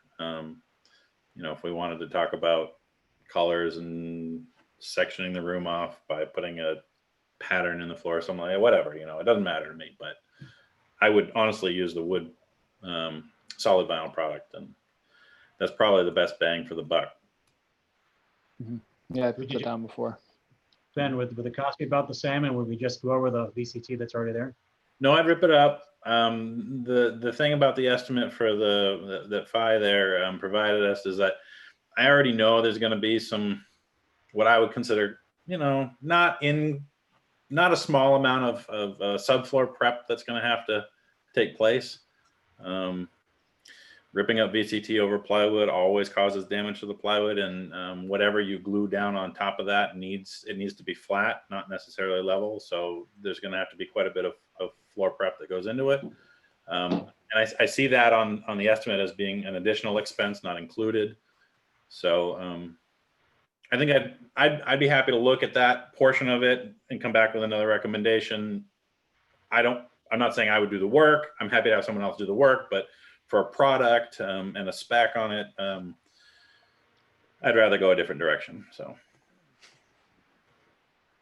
Wanda, you had your hand up, and then I'll come back to Joel. No, that's right. You can go to Joe first. Okay, Joel, go ahead. All I was gonna say was that I think if we approve this concept, and sort of move forward with these three aspects: the flooring, the painting, and the heat pumps. I think that would be the thing I would look to maybe do tonight, because I think it's worth reaching out to some local painters to see if we could get it done within our time frame. It's worth it to look and see if if one of the flooring contractors around could tackle this. And it's something that I think definitely John is able to would be able to manage. And I don't think we need to pay a general contracting fee to have this kind of thing done necessarily. The town office is very different. There are a lot of moving parts and pieces there, and you need that constant oversight. And but I think if we could find, we already have our electrician, which we're working with independently, and so there's quite a bit of savings there. I think definitely moving forward with that, so that we can get everything ordered. Because again, if we wait and we don't approve it, we're going to be talking about this in 2 weeks, and we're going to be 4 weeks behind. So I think definitely moving forward with the electrical end, and reaching out and seeing what we can come up with as far as painting and flooring goes. But that's just my thought. Okay, Wanda. I guess I'm just really concerned. 2 weeks ago, we talked about a project that was going to be done, and for $30,000, we were going to get it done. 2 weeks later, I get my packet, and we just approved another 26. So we just doubled it. Now we go to the community room, and we're going to almost double it again. We got another $25,000. I think this year coming is going to be tough, and I can't, in good faith, just keep I just can't in good faith keep spending money. I mean, it just seemed like, we've just almost tripled the budget in less than 2 weeks. And like I said, last week we talked like 30,000 was going to do it, and it just keeps building. And I just can't in good faith keep spending. I just can't do it. Okay, thank you, Wanda. Anybody else? Brian or Carolyn, before I come back to you, Joel? Give everybody a chance to speak. Yep, I think if we're going to move in there, we need to do something. I'm more concerned with outside lighting than I am with anything else in that building, because that outside lighting is really bad. If we're going to use that as our meeting room and other committee meeting rooms, we need to have better lighting in the parking lot. I would I know we're talking about, with real term about lighting for the town, but we definitely got to do something with the exterior side of that building for lights. 'Cause we're fine now, but come October when it's dark again at 5 o'clock, you know, we don't need anybody tripping and falling over bad pavement and curbs out there. So, but as far as this side, I know we got to get it done, but I also know we need to buy furniture.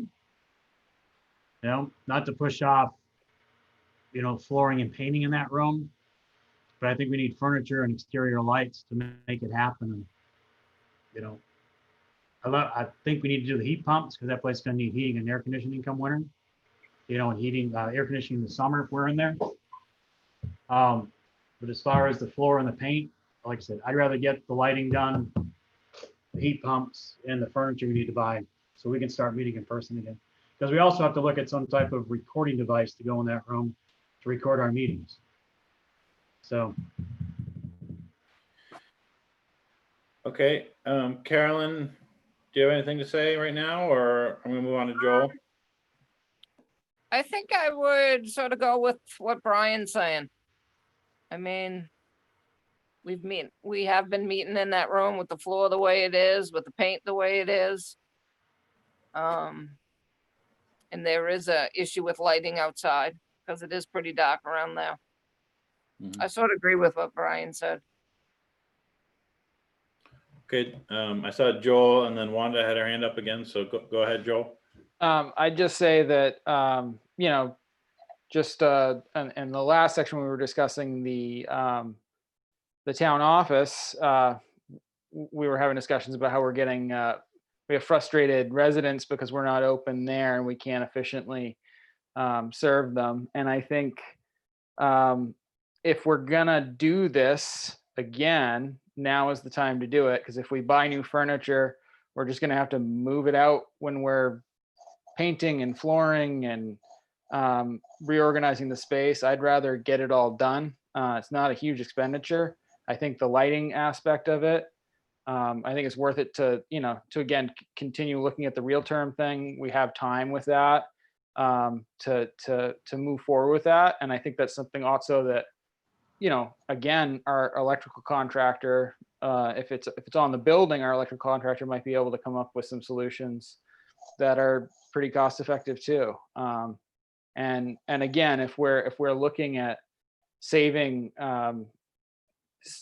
some contracting fees in doing this, then I think we do it now. We're not meeting in there currently right now. If we're gonna start meeting in there, when are we gonna do it? We're gonna go back to a Zoom session for 2 weeks, a month, when we decide we have to do it, because it's literally people are tripping over the floor. I mean, there are tiles that are falling out there. It's not just that it looks shabby, it's that it's literally in disrepair.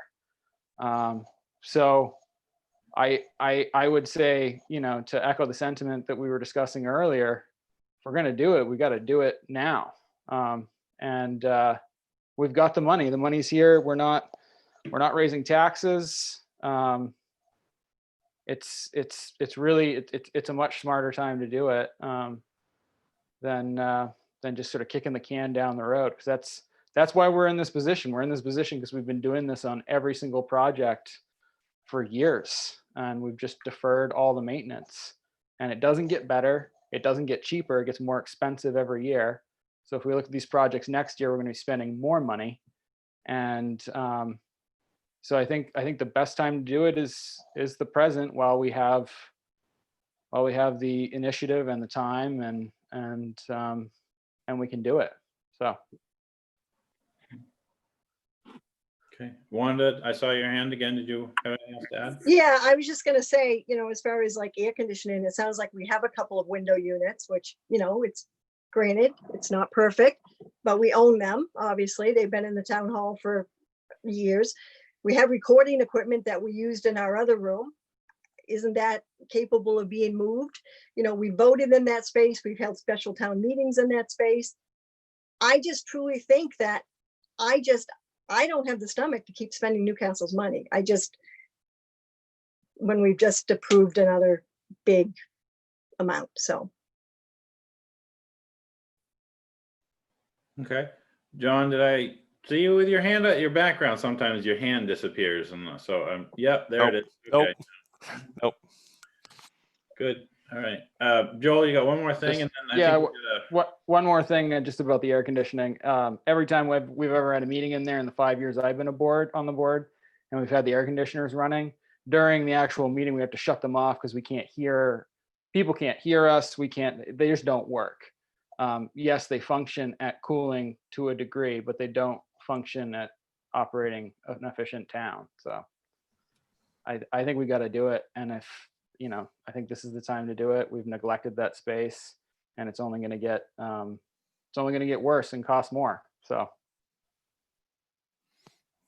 Joel, you're proposing we don't use 5 for the work down there because they've got $2,000 in administrative.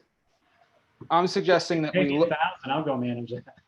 I'm suggesting that we look into other options and we see if we can reach out to again, there's 3 flooring places in town that are within a 10-minute drive to the place. We just reach out, we get a price, we get an idea of what's going on there. Everyone is very busy, but projects like this where you're ready to go and you can do it, a lot of times you can get a better price, you can get it done sooner, because if there's a holdup on another job, they can put people to work and you can get it done. Just speaking from a contractor perspective, if you're going to try and plan it out and you want to block out a certain amount of time, sometimes that's more expensive because everything has to be built around that so that you're not disrupted. And like I said, that floor is not going to get any better. Those walls aren't going to get any better. And those air conditioners aren't going to work any better. So, and we're going to save money. We're going to save money on heating and cooling in there with that. So that's an investment, not just an expenditure. So I think we see what we can do. And if we can't and we have to go forward with this, again, I think we just do it because it's important. It's important to run the town, and we can't efficiently run the town without this space. And I think that's what we owe to the people, because that's our job. Our job is to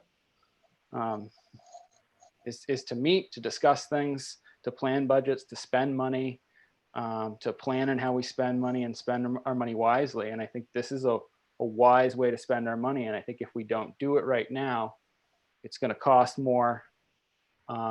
It's going to disrupt more, and we won't be doing a good service to the people of the town. let me attempt to put a pin on this conversation and suggest that we maybe take the rest of the week to explore maybe getting the community room work done through alternate means than what we've been provided in this quote, and just sort of see what happens. Numbers might be different, timeframes might be different, but the conversation might look a little bit different in a week. And there's no harm in taking a week to do that, I think, at this point. We certainly, I don't think there's anything lost by not moving tonight. I think we can take a little bit of time on the community room. So Ben, can you write up a spec for the flooring then? Yeah, I'd be happy to. And what you think it might take to do it? So Yeah. that if we're gonna go out and grab a couple quotes from the local guys, foam board included. We will not be putting a bid in on it, but I would be happy to spec a product and and provide guidance that way. Sure. Okay. Yeah, I think that there's good value, and I think what everyone is saying. We want to do our best to save money for the town. Absolutely, we are spending a lot of money. It's important work. It does need to get done. It's going to be more expensive in the future. Are we spending too much? It's a great question. This is a wonderful debate. I just don't think we have to make the decision tonight, and we might have more information in a week. So let's take a week, see what we have. Does that sound good to everybody? Sounds good. Yeah. Joel, you have I'd just like to maybe the only part of that that I would say might be worth taking a look at sooner rather than later is the heat pumps. Because if we're going to be putting in an order for the town office, it would seem to make more sense to do that now. At least ordering that equipment, getting it ready so that when it's ready to be installed, it can be installed. But that's I just agree. my thought, because I think that's regardless of what happens, I think that needs to happen. Yeah. While I don't necessarily disagree, we don't have people working every day in the community room like we would in the town office. Mhm. So having the heat pumps installed, you know, a little bit later wouldn't necessarily be the end of the world, which is kind of why I'm suggesting, even for that, a week isn't going to be a deal breaker. I hear what you're saying. Let's just come back to it in a week and see what we have, and maybe talking to Lakeside will, you know, he'll say, actually, if we add the heat pumps, I can get a better deal, and we should order sooner. We'll call an emergency meeting if we think that's appropriate. Let's Yeah. get a little more information. Go that way. Yeah, I just don't want to delay. I'm just trying to, again, I don't want to delay. I don't want to be out 4 weeks on waiting for equipment if we're trying to start, but that's just my thought. No. All right. So we're going to table that for next meeting or a week from now, if the numbers come back and we can get some more information. So stay tuned, I guess, is what how we're going to play that one. Is that all for 5.3, John, that you got at the moment? That's it. Great. So item 5.4, I've completely forgotten now that we've talked about everything else. I think it had something to do with absentee voting that Carolyn talked about. Yep. Well, 5.3 I'm is, sorry, 5.3. That's where we are. Okay, great. Good. so that's the town meeting warrant amendment. Right. Right. So I just want to start this off by saying that hoorah, we finally actually got some guidance from the state about how to legally operate during the pandemic. Long time coming, but it's very welcome. And it might change things slightly, not a whole lot, I don't think, John, and you have some ideas, so I'll let you take it away again. So this has been a very difficult warrant to put together for obvious reasons, and it's been a significant challenge for us to get to this point. Largely, we've been working with the schools. The schools have been the order from the governor last week was provided some guidance that helped them in terms of their steps. You know, as you may know, traditionally the school budget is approved with usually a public meeting of sorts. For GSB, they have one meeting for the 3 towns that serve GSB, and then the secondary school, there's a special town meeting which is usually held right after that GSB meeting. This year, with the change in the governor's order, there's been some differences in terms of how that will operate. So what the first piece is to talk about is the GSB, because that's probably the easiest one.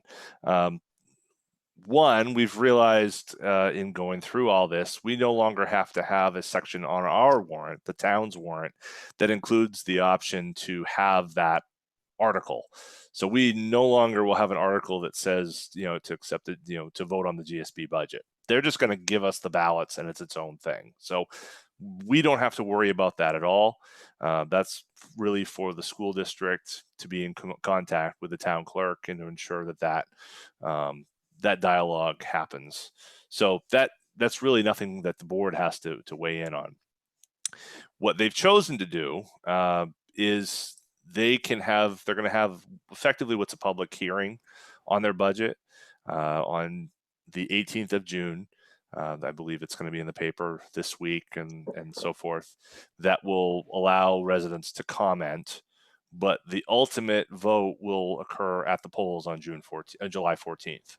So while you'll be able to have that give and take, just as we would as a public hearing on your warrant, that's the public process portion of the schools of the GSB budget. So we can kind of put that aside.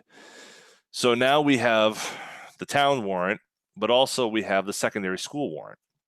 So in this case, it's actually somewhat similar.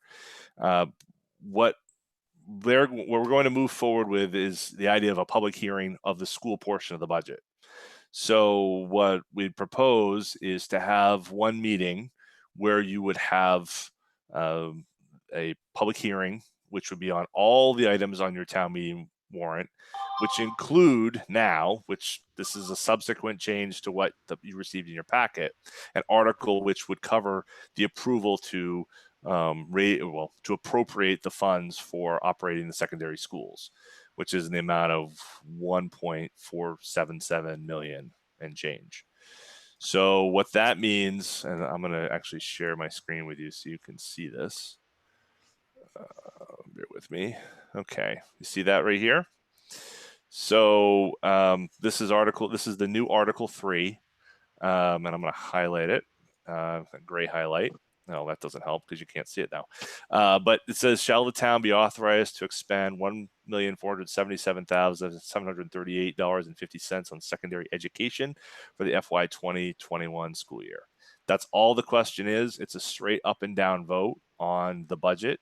And that's just in the same way that the municipal budgets article is written. Effectively, the secondary school budget will be written in a similar fashion. So that would be, that's kind of where we're operating from right now with all the different pieces at play. The rest of this warrant, as is proposed, is identical. Article 4 is the Central Lincoln County. Article 5 is the budget, and we talked about this. I don't even know if this is the last draft now that I'm looking at it. But we have Article 6, which is all the different various authorizing items, the foreclosure tax liens in Article 7, tax due date, the late payments, interest for Article 8. Article 9 is the 0% for uncommitted taxes, basically prepayments, town reserve accounts, that expenditure, the 2% moving of funds in Article 11, and then of course the river herring fishing, which is allows us to operate the fish ladder. So that's where the warrant stands as of today. But correct me if I'm wrong. Now that I'm looking at that section, I believe I think I had somehow the table showed up here, but the table we were using was the one that had the mill rate calculation. Is that right? That's correct. Yeah. So I gotta make that change on here. So I'll have to stop the share, but I'll make that change so you guys can see it before we wrap up here. I have a couple questions. Go ahead, Brian. So on the change with GSP, they're not going to meet until the 18th. How are we getting that into the absentee ballots on the 14th? So I'm not ignoring. I'm just doing two things at once here, Yep. just so you know. So basically, the way that works is the way it always has, which is what happens for GSB is that there is in the past, it hasn't always been that the budget meeting occurs more than 30 days before the vote, in which case we hold the absentee ballots there, until that meeting happens, and then we send them all out. So we wouldn't be mailing them until the 19th at the earliest. Effectively, yeah. All right. And my other question I have on this is, I know I've talked to Ben and John about this. Now that the governor changed the rulings and we can change our polling place, I'd like to suggest we change it to Lincoln Academy, and use the gym. I think it'd be a better spot than the fire station or the community room, especially with the whole COVID thing, and who knows how many people are actually going to get. But I don't know if John's talked to the high school about that yet or not. We called over today, and we didn't get any response. Of course, this is the first day after after Graduation, graduation. Yeah, so maybe everyone's on holiday over there, but and who can blame them? But yeah, no, they are. So let's have this. Yeah, I did talk to Michelle this afternoon about how we would do that. You know, I think to do that would mean that we would have to figure out all the particulars of the tables, and moving it is, we would need some help to do that, obviously. So that would be a challenge, but also the issue would, just in terms of we're set up, we have the booths, we have all that in that space at the community room. Not sure about the logistics of making sure how that would work. Now we do have more time to do that. We do have 2 weeks to work that out, or 2 weeks to work that issue out. We can change our polling place up to 2 weeks beforehand, due to that latest governor order. But in terms of, I didn't get the yes, we'd love to have you. I think November would definitely be, in terms of that distancing, would make all the sense in the world to try to use the gym. But of course, then you're in the middle of school year, so does that? That might make it more difficult. I don't know, but right, because it'll be a Tuesday, so. Maybe yeah, a school day. it'll be a Yeah. school.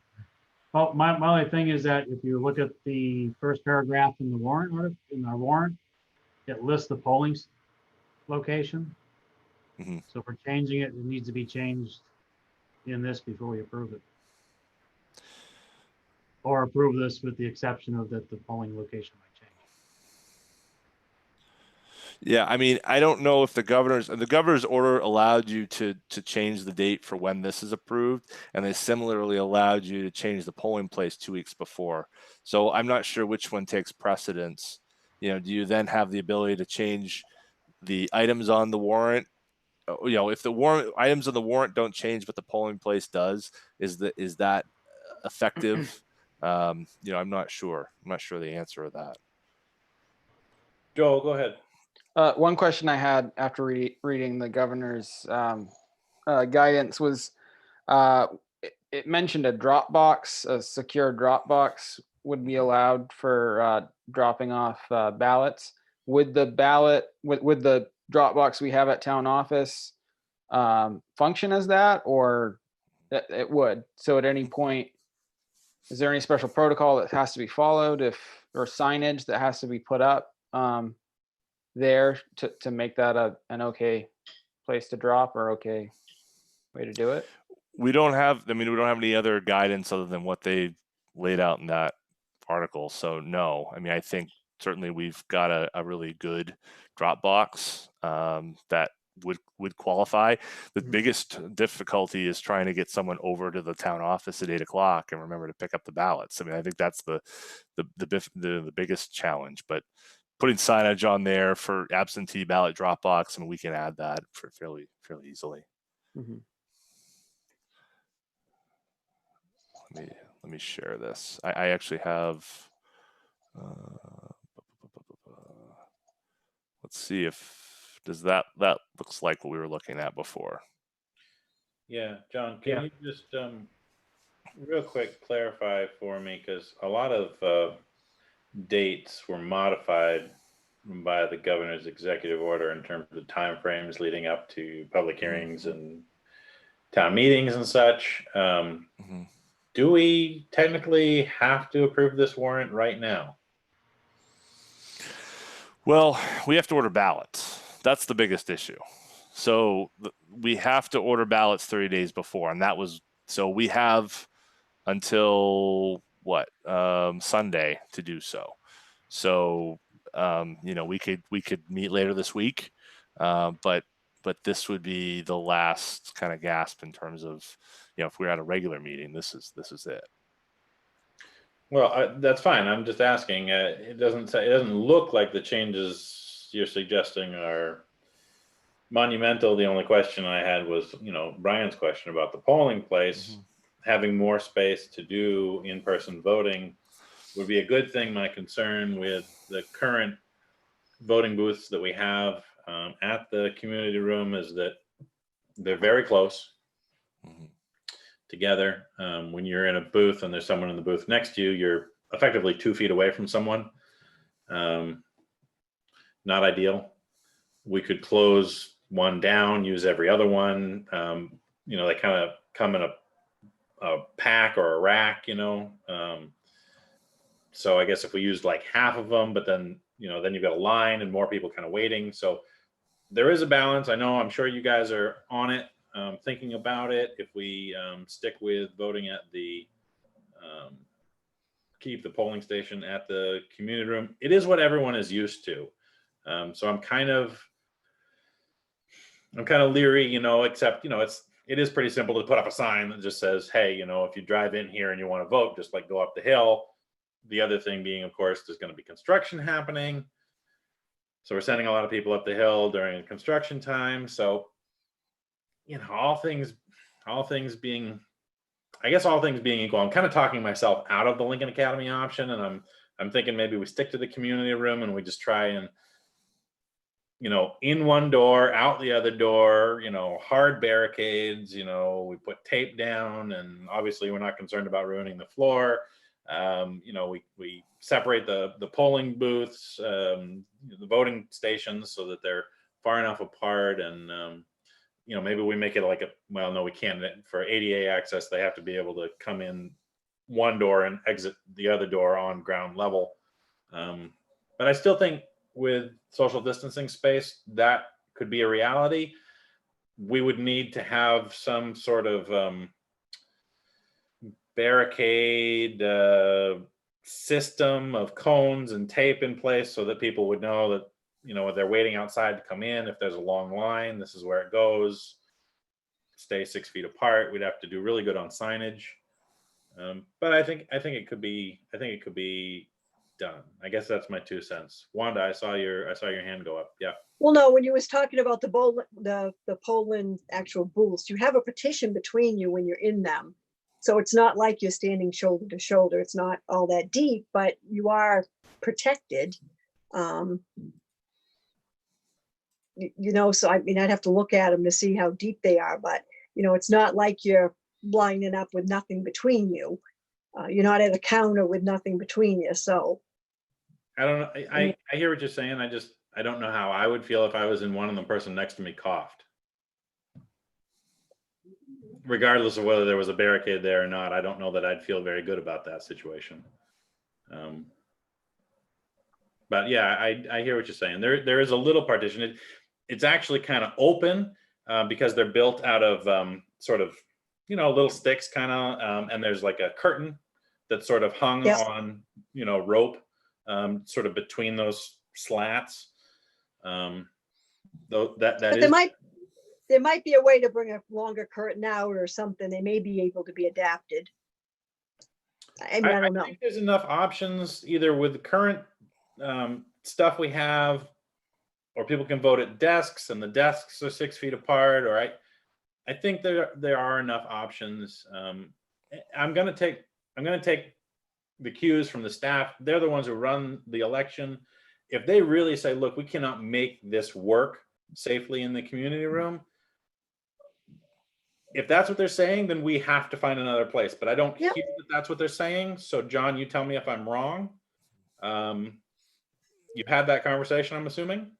We talked very briefly today, but we've talked about how we would operate in there. I think truthfully, our biggest concern was just trying to get a warrant, quite frankly. So, I think this is, to me, this week and is about trying to figure out how we work, whether it's the election or how we work in the office, and trying to figure out some of those protocols this week. And that's really what I think job one is, this week. But in terms of the first blush, we feel like we can do it in the community room or in the truck bay. We've talked with Clayton, and he's been involved in some of those conversations about potentially having the trucks pulled out and using the trucks at the fire station to have a little bit more space. Of course, there's other issues with that in terms of what door you're going in and out of, but putting that aside for a second, there are some options at that building.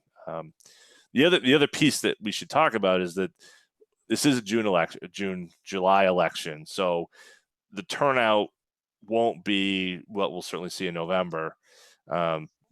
So we have some flexibility in that, but also everyone is going to be suggested to vote via absentee. So, to Carolyn's question, how do you get an absentee ballot? Once that GSB meeting happens, we can get that, get some of that stuff out to folks. There's going to be a huge effort from the state. They've just put out, the Secretary of State's office is putting a lot of pressure on to try to get people to vote absentee. So people aren't coming in. Now people are, and we're going to have to make as safe a place as we can for 12 hours, 8 to 8. And then certainly the count has to be as safe as we can make it. But, if we're pushing absentee balloting, and there has been a huge push, for years and years, but all the more so because of all this, I think we're going to probably see a huge amount of mail and trying to get those absentees early, and then a lot fewer people showing up the day of. That's my hope, at least. For all of our sakes, I hope people are voting absentee because they can still have their say. They just don't get to do it the day of. And that's just one of those things I'm talking about where we're all just doing things differently, but we can still have as much effect or impact regardless. All right, so let's propose that we keep the polling place at the community room unless the staff has a conversation and decides it just is not a great idea. John, I'm going to ask you to get back to us. We'd pull an emergency meeting sometime this week. Like you said, we'd have to reapprove the warrant if we made that change before Sunday. I would suggest for now we leave it as is. And as soon as John has those changes made and can throw it back up on the screen, I think we should probably take a motion to approve the warrant so that we can get the ballots printed and have them on hand. Does that sound good to everybody? Can Yeah, that's I just ask for some, Yeah, Wanda, can go I ahead. just ask for some, can I just ask for some clarification? So now what would be Article 5? It was Article 4. And actually in the letter that you guys drafted too for the staff, we're asking people to approve the 2.246 million. But then under expenditures, it says 5.9, and not having gone through the budget process, what else is in that to bring it up to the 5.9? Is that, it says education, includes education and county taxes. So I just don't know what's included in that number. That's it. You got it. But both schools and our county taxes. But we're asking in Article 4 to approve a 1.477 million. So that's more. No, that's inclusive of that 5.9 million. So the 3 I'm is just the wondering, school. 'cause I'm just confused. If I'm confused, Yeah, no, I see what you're saying. Yeah. Oh, actually, I'm sharing the wrong one. That's part of my problem right there. Yeah. So the 1.4 is truly is just the schools. The idea of why we set up the municipal article that way was merely so that we could, we could show people what their mill rate impact was. So let me bring that up here. So this is the current number right here. So up here is they're authorized to spend 1.4. We are the town is authorized to spend 1.477 on a secondary education. That's Article 3. Article 5, we're raising 2.246 for municipal government. That's just the municipal side of the budget. The total of this 1.47, this 2.2 plus GSB plus county tax equals this number of 5.9 million. So Okay. that's how we get to that number. Now we could change this to show all those line items. We could do that. Just put those 3 line items in that column, John, so that you can see them. Okay. I can do that. And I won't do John, in the other warrant that you had, the one you sent us, right above that, you have an explanation. Yeah. And this, you should drop that back in here. You got it. I'll grab that. I'm going to stop the share though, so I can actually do it.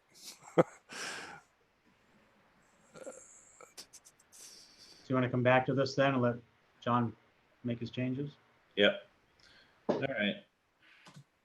Hold on, my laptop fell asleep. Okay. So we'll circle back to that. I'm lost again, guys. I'm sorry. I was up very 5.4. early this morning. 5.4 was an addition. What was it?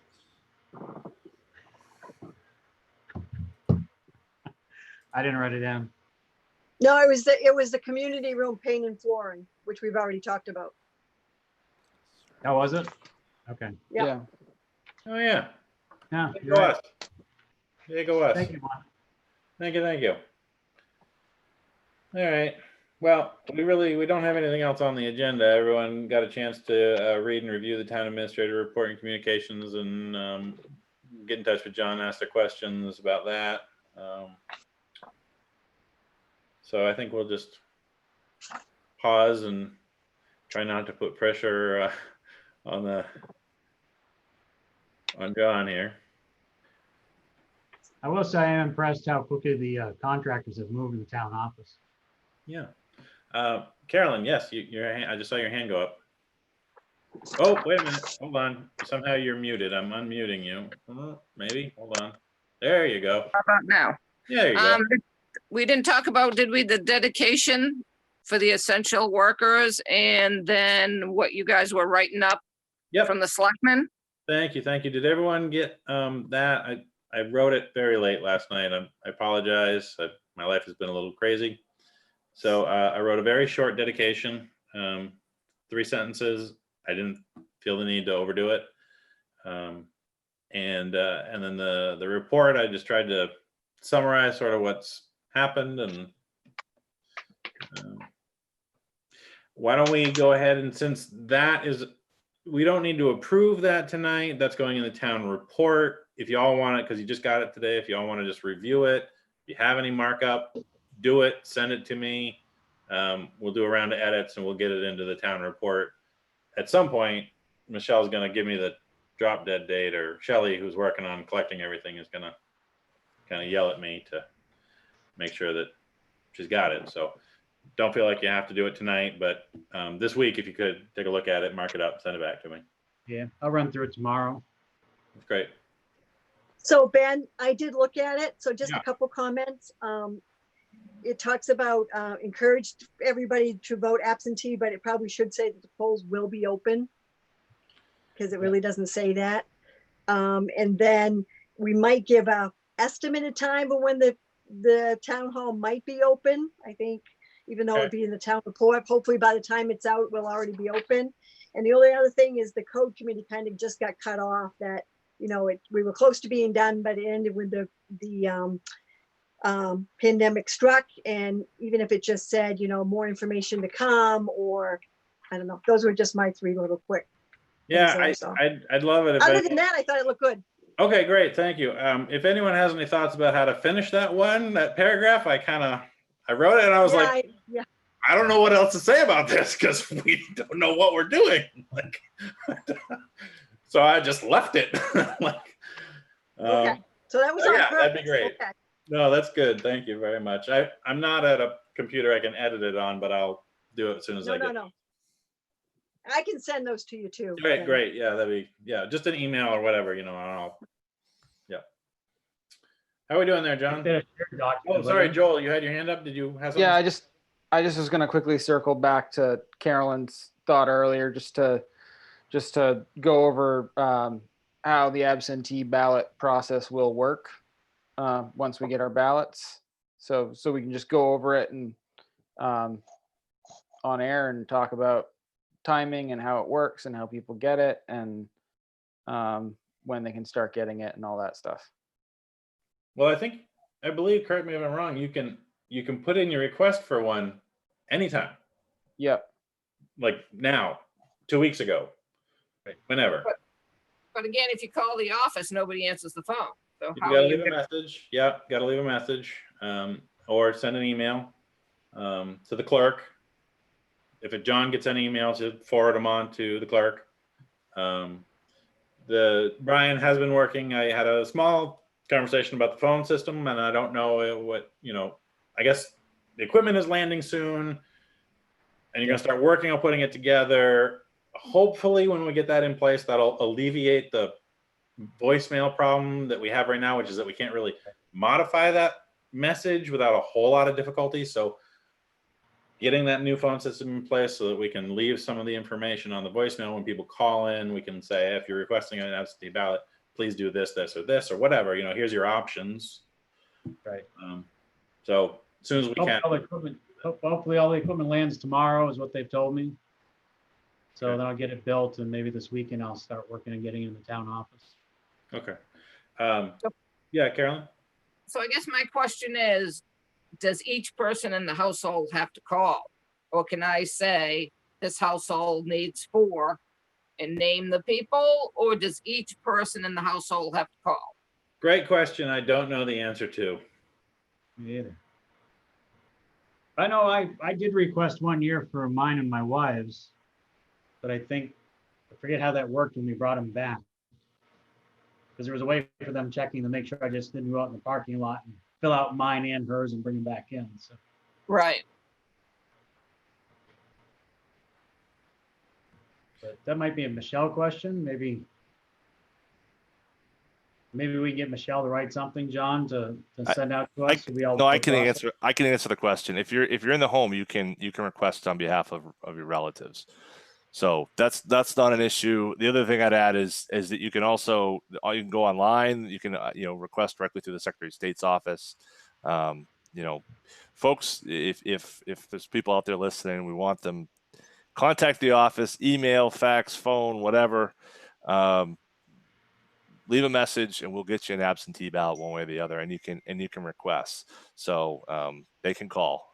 Michelle just texted me. The beauty of having this, she said everyone had to call, but I have to double check that because I thought you can request on behalf of spouses. So I'll double check on her behalf, but we'll get back to me. I'm trying to do too many things. Is my problem here. So sorry. We're gonna leave you alone for a second while we flounder through this, John. So head down, and Joel, go ahead. What you got? I was just going to say it might be a good idea to, put something up front on the website. So it's the first thing you kind of see in bold letters, absentee voting. And we also put something on the door at town office or, somewhere where people are going up to that mail slot. Because, people are seeing cars there now. I was parked out front to do something the other day, and I saw so many people pulling in.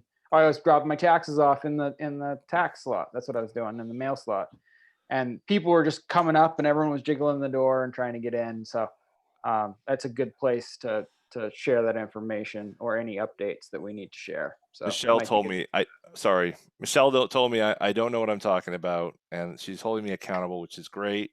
Everyone has to call. So ! John, always check with your clerk before you start trying to be the clerk. Good job. So they have to call or they can email. Can they email clerk@newcastlemaine.us? She's going to text me in about 2 seconds, so I'm not going to answer that question. And again, do they have to call or could they be the same call? Like I could say, I'm Carolyn Hatch. I want one, hand the phone to Bob. He say, I want one, hand the phone to Elizabeth. She says, I want one, and hand the phone to Samantha and says, I want one. We're gonna wait. We're gonna wait for Michelle in that moment. I'm not gonna even try. I just you gotta learn, right? You gotta learn. Don't get in the middle of things you don't know. No, it's great. Good questions. Good questions. All right. So part of this is actually making me think maybe it might not be a bad idea to plan to meet next week quickly, if we can. If we have something written up, and we do a 10-minute meeting, go on the live stream, it goes out. Michelle will have all those questions and procedures maybe for us posted on the website, like Joel suggested. Great idea. Posted at the town office. We can also have it on the live stream. and people can share it around. And this is what you do. This is how you do it. And then we can maybe just take care of a couple other little things of business. We can talk some more about the community room if we have more information about that. How y'all feel about meeting for a short meeting next Monday? Sure. That sounds good. Yeah. Carolyn? Yeah, go ahead, Carolyn. I'm okay with it, but can it be like 6:30, 6 o'clock, 6:30 instead of 7 Yeah. o'clock? No, it's an emergency meeting, so we can set the time. I'm fine with 6:30 if that works better for everyone. Not a problem. Okay, so here's the answer. The answer is it can be the same phone call. They have to speak to each voter. That's the trick. Can't be email, got to be spoken to. The spoken word lives. But again, Oh. if no one's in the station, I mean, if no one's in the town office, how can we speak with them? They can Well- call you. They can call you. Call back. Just call, leave Okay. a message, and they'll give you a call. They've been making phone calls to folks, even though they're not in the office. They can still call. Thanks, Ben set up a little bit of a system that works for some, not as much for others of us. But we figured something out. But there's a way anybody can make phone calls, and they have been making phone calls throughout to folks who with questions or concerns. So we can make that happen. That I know, that I could speak with you with certainty. Okay. All right. You got that warrant, John? How's it Yeah, I looking? do. I Let's do. do that, and we'll look at closing out our meeting here. I'm getting a little tired. How about that? Much better.